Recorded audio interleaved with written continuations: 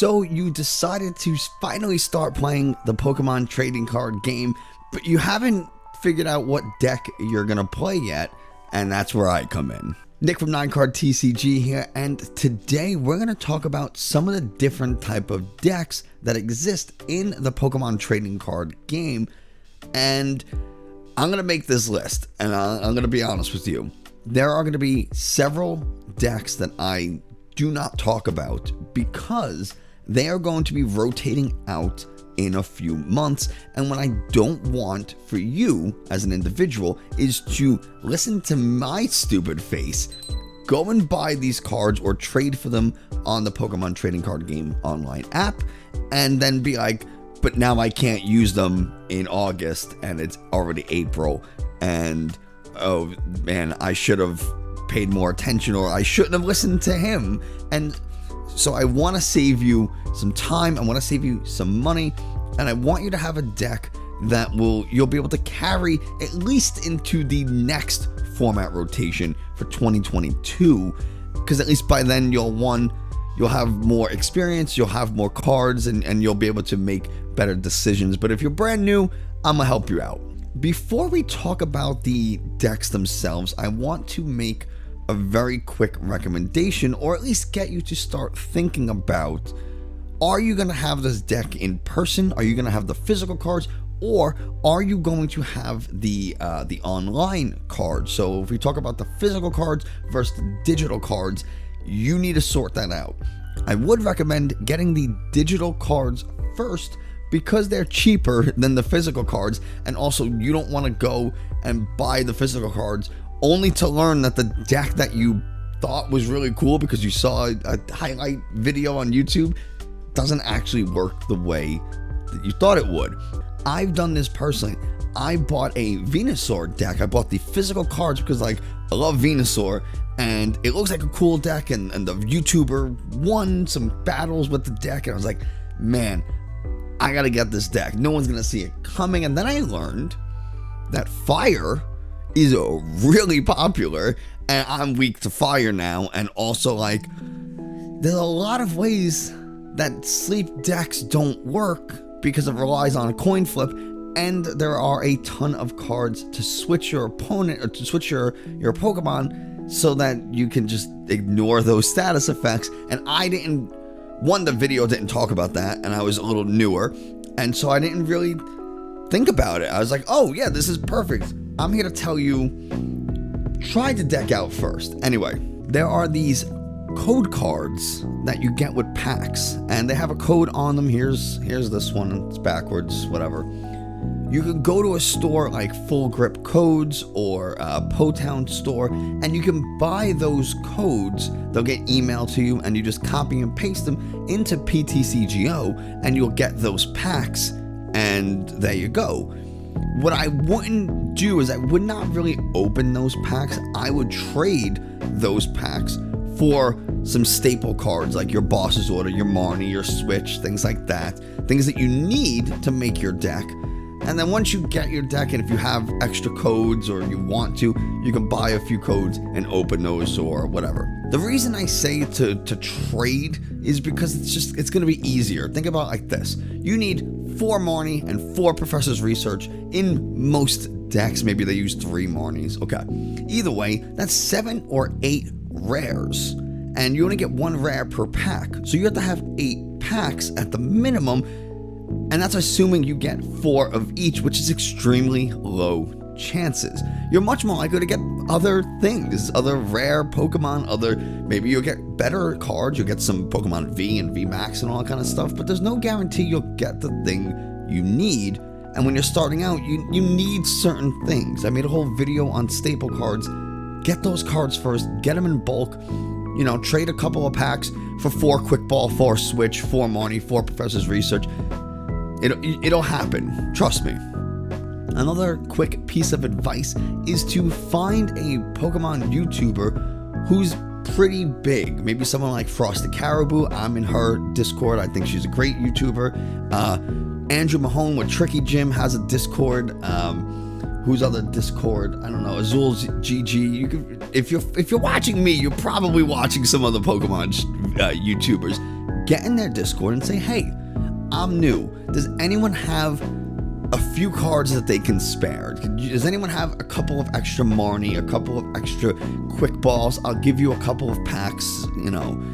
Maybe they'll take the packs, maybe they won't, maybe they'll just want to help you, but in general, veteran players will want to help newer individuals at least get started. They might not give you all the cards you need, but they might give you some, and it can't hurt to try. Like I said, if they don't, that's a way to get things, I don't want to say for free, but it's a way to get a start. Anyway, let's get into the decks. We'll talk about physical cards another time. I don't want to make this super long. So let's get right into the different deck profiles. These decks are in no particular order, but we will be starting with budget decks. These, just because they're budget does not mean they are bad. It doesn't mean they're not viable or competitive. This first deck, as you can see, is Decidueye. That's the main focus of the attack.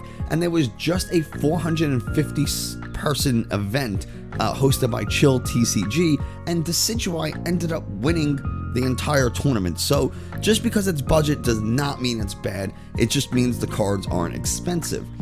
This deck, if you buy, you have 0 Pokemon cards. You can buy everything you need for this deck for under $50. So if you buy the cards and the sleeves and the deck box, if depending on the quality of stuff you want to get, you could spend, I don't know, $60 on everything you need. Come on, that's pretty good to get started. The focus of this Decidueye card is the Deep Forest Camo ability. Prevent all damage to this card from the attacks of your opponent's Pokemon V and Pokemon GX. Pokemon GX are something we haven't really talked about too much. They are going away in this next format rotation. I will bet money on it. But Pokemon V, on the other hand, we have spoken about, and they are staying. They're going to be around for a while. So having a card like Decidueye that can prevent damage from Pokemon V and Pokemon Vmax, super cool, super annoying to deal with. It doesn't do a lot of damage, 90 damage, and it does 20 damage to 2 of your opponent's bench Pokemon. Not a ton, but you know what? Who cares how much damage it's doing when your opponent can't hit you back? It's also worth noting that at 140 HP for a single prize Pokemon Stage 2, it's fine. You would like it to be 150, 160, 140 is doable. It is weak to fire as a grass type, but most fire Pokemon are Pokemon GX or Pokemon V, so it doesn't matter about the weakness. You're probably not going to be getting hit by anything anyway, so the weakness, not that important. There are more and more single prize decks that do not use Pokemon V or GX as their attackers. We'll talk about a couple of them, so do keep in mind that just because you get your Decidueye onto the field does not mean it is an automatic win against any deck you play. There are more and more single prize decks, and a lot more decks are starting to include at least one card that can deal with something like Decidueye, so be ready for that. The next deck we're going to talk about is what's called Mad Party, mainly because of the name of the attack, Mad Party, which does 20 damage times the number of Pokemon with Mad Party in your discard pile. For example, if you have 10 Pokemon with Mad Party in your discard pile, the Mad Party attack from this Poltergeist will do 200 damage, because 20 times 10 is 200. So you can tack on a lot of damage very quickly with this Mad Party deck, because there are so many cards like Quick Ball that force you to discard a card, Professor's Research that has you discard your entire hand. At the moment, the Dene GX, again, you discard your hand. So there's a lot of ways to get Pokemon from your hand into your discard pile to use and build up the effects of Mad Party. Mad Party's also become more popular with the addition of Level Ball, which lets you search your deck for any Pokemon that has 90 HP or less, which is, for the most part, all of your Pokemon. In addition, this is a psychic attacker. Your main attacker will be this Poltergeist, at least you want it to be this Poltergeist, because Single Strike and Rapid Strike Urshifu Pokemon have become very popular decks, and they're both weak to Psychic, which this is, so you'll be doing double damage. So that 200 damage that we have if there's 10 Mad Party Pokemon in your discard pile now becomes 400 damage, and it can easily take out any Urshifu V or Vmax no problem. So this is a single prize deck that is pretty popular, it works very well, and again is really affordable. The last budget deck we're going to talk about is a brand new deck that came with battle styles, and it is the Salazzle Weeping Bell deck. This Salazzle Weeping Bell deck works because of the derisive roasting attack from Salazzle, which does 90 damage times the number of status conditions your opponent's active Pokemon has. How do we maximize our status conditions? With cards like Weeping Bell, which was newly introduced with battle styles. It has the Dangerous Mucus ability, which when you play this Pokemon from your hand to evolve one of your Pokemon, you burn and confuse your opponent's active Pokemon. So if you have Salazzle in the active spot, when you evolve your Bellsprout into Weeping, you now burn and poison your opponent's active Pokemon. So now it has 2 status conditions, which means your derisive roasting will do 180 damage, which it might not sound like a lot, but we can get a 3rd status condition by using something like Team Yell Horn, which confuses both active Pokemon. The way you would really want to do this is you would have your Bellsprout in the active spot, you would play Team Yell Horn, confuse both Pokemon, evolve your Bellsprout into Weeping Bell, it gets rid of the confusion, and then you can burn and poison your opponent's active Pokemon. So now it has 3 status conditions: the burn, poison, and confusion. So now when you put in your Salazzle into the active spot, you're doing 270 damage. That does not include the additional 30 damage that your opponent's going to take in between turns from the burn and poison. So you can do 300 damage in 1 turn with a single prize Pokemon, and they're left with burn and poison, which is a little annoying to deal with if you didn't already knock them out. So really good option. So if you love playing status conditions, you love annoying your opponent, this is a really good option. So far the decks we talk about, Decidueye is a really good wall deck. It prevents your opponent from really attacking and doing anything. At once, there's going to come a point where they'll probably just concede if they don't deck themselves out. Then you have the Mad Party deck, which punishes your opponent for every time they knock out one of your Pokemon. And then you have the Salazzlebell, the Salazzle and Weeping Bell deck that just inflicts a ton of status conditions and really annoys your opponent. So this kind of variety is something that you should consider when you're thinking about what deck do you want to play. Of course, not every deck is going to be a single prize deck. You have the new Urshifu deck starting off with the Single Strike Urshifu Vmax, which does 270 damage with the Gmax 1-blow attack. And what makes this even better is that it ignores the effects of your opponent's active Pokemon. Your opponent can have a card that makes them take less damage from an attack. It doesn't matter, we go right through it. And because of Single Strike energy, we can make this attack do 80 more damage for a total of 350 damage, which is just enough to knock out anything in the game in 1 attack. One of my favorite decks to play, actually probably my favorite deck, and the deck I'll be using in tournaments going forward. Of course, we can't talk about Single Strike Urshifu without talking about Rapid Strike Urshifu. This works a little bit different, and I don't want to say it's more strategic, but it's more maneuvering between your Pokemon. Sending up one Urshifu, switching into another, switching between Pokemon because of the Gale Thrust attack for 1 fighting energy. If you move this Pokemon to the active spot this turn, it does 120 more damage. So you can bring that 30 damage to 150 just by putting it into the active spot that turn. And one energy for 150 damage is really, really good.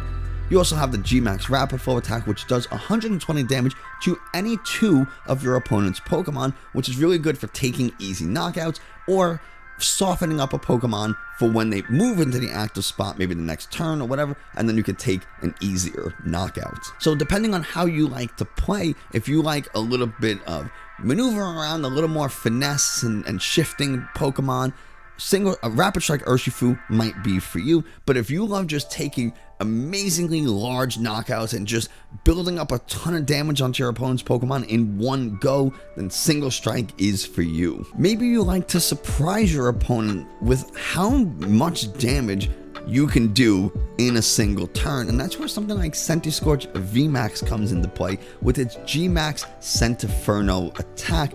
This attack does 40 damage plus 40 more damage for every fire energy attached. So hypothetically, if you have 9 fire energies, you'll do 360 damage plus the 40 base for a massive 400 damage. Now, I don't recommend putting 9 energies on a single Pokemon unless you absolutely have to for some reason, but come on. Centiskorch Vmax works really well because at the moment, Fire has a lot of options for getting a ton of energy out onto the field really quickly with the use of things like Welder, Giant Hearth, Fire Crystal, a lot of ways to get fire energy out onto the field, and it doesn't hurt that, you know, Fire is really good against something like Steel, and there's a couple of good Steel decks out at the moment. But maybe you know, or maybe you don't know, that Fire Crystal, Welder, and Giant Hearth are all going to be rotated out come this summer. So maybe you want to play a Fire deck,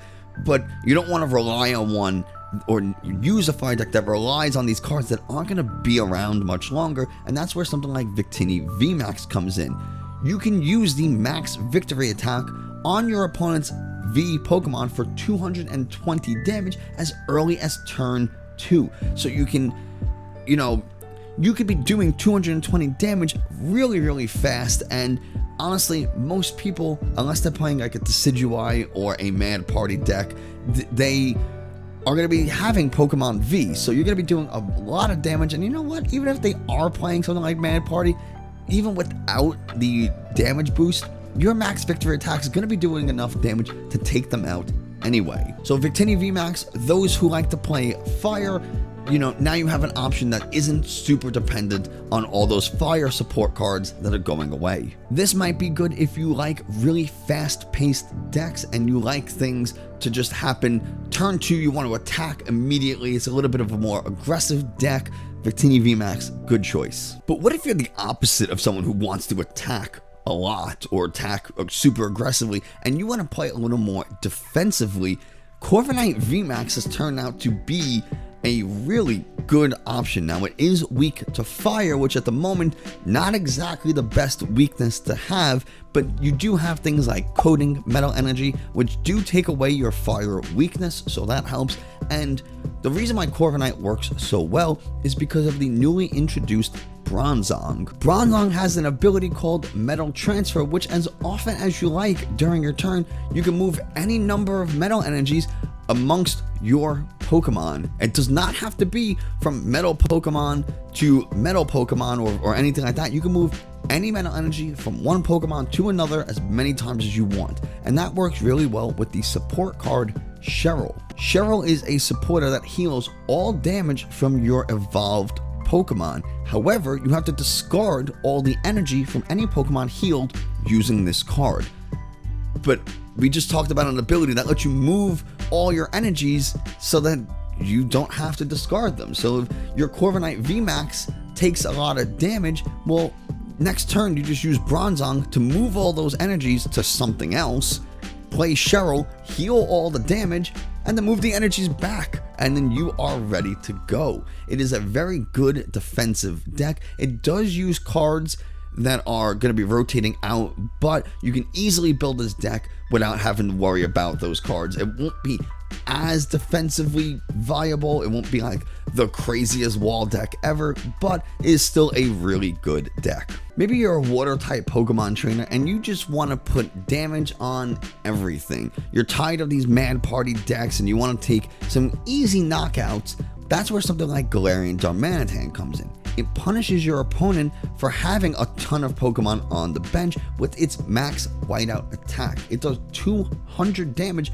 to your opponent's active Pokemon and 30 damage to all of their benched Pokemon. So 2 max whiteouts and you can clear your opponent's bench if you're playing Mad Party and take a pretty easy win. It does take 4 energies to use this attack. However, with the number of cards like Nessa, Capacious Bucket, and Frostmoth, you you can definitely make this work. And if you're not convinced, another good water deck that's making a little bit of a surge at the moment is Inteleon Vmax. It has the Hydro Snipe attack. For 1 energy, you do 60 damage, and you could take 1 energy from your opponent's active Pokemon and put it back in their hand. That is huge, because now anytime you can reset your opponent's energy or make them spend another turn attaching energy is always really cool.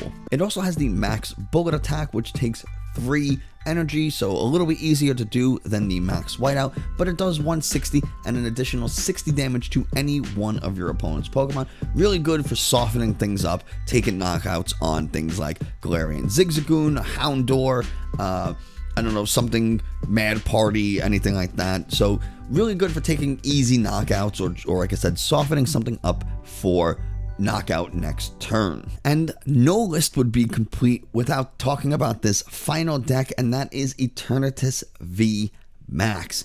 Eternatus Vmax has the highest base HP in the entire game at 340, which is not easy to knock out in one go. It does have a weakness to fighting, which is a little unfortunate considering how popular both the Rapid Strike and Single Strike Urshifus are, but still you can still win against those decks.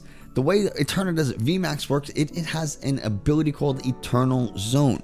Normally, you can only have 5 Pokemon on your bench, except when Eternatus Vmax comes onto the field, you can increase the number of Pokemon on your bench to 8.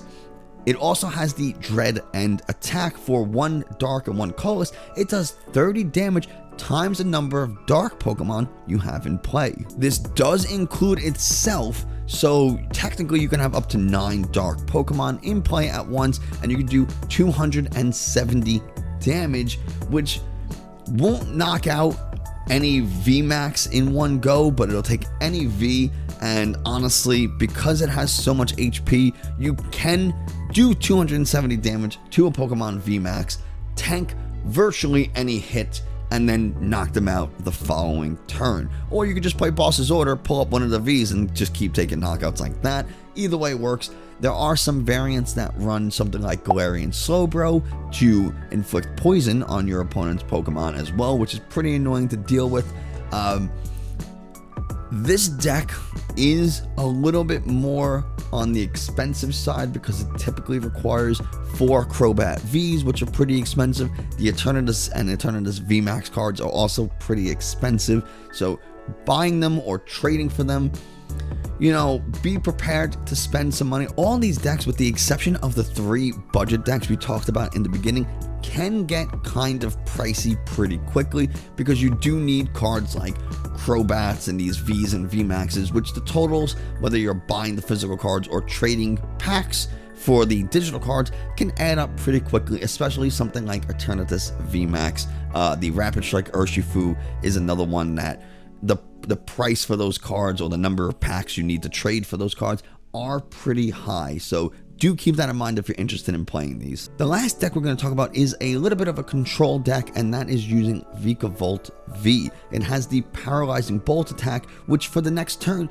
your opponent can't play any item cards from their hand. It is a little annoying to not be able to play your Switch or your Rare Candy, your Evolution Incense, your Urn of Vitality if you're Single Strike Urshifu, things that you may need in order to do whatever the next turn. So it can be a little annoying. The control in Pokemon isn't as intense as maybe control in Yu-Gi-Oh! Or Magic, where you can literally just stop your opponent from playing the game.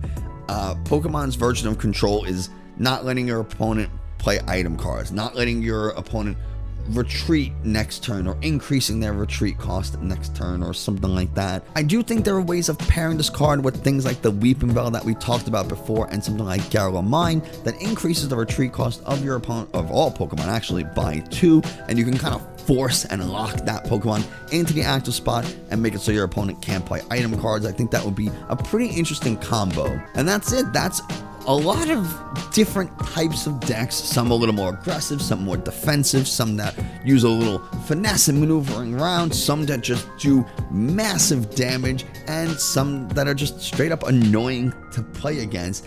That's going to do it for us today. I hope you enjoyed. If you found this informative or enjoyed it even a little, maybe consider hitting that subscribe button and the bell notification so you never miss another video. If you really want to help out the channel, let me know in the comments below which deck you're most excited to try or which deck you currently play. Comments and likes are the best way to help the video because it tells YouTube this is a video that other people should see, and YouTube helps spreads it, which really helps the channel grow. If you absolutely love this content and you're like, I need to get more of this guy in my life, consider following me on Twitter and Instagram. Links in the description below. And that's going to do it for us today. Thanks so much, and I'll see you next time.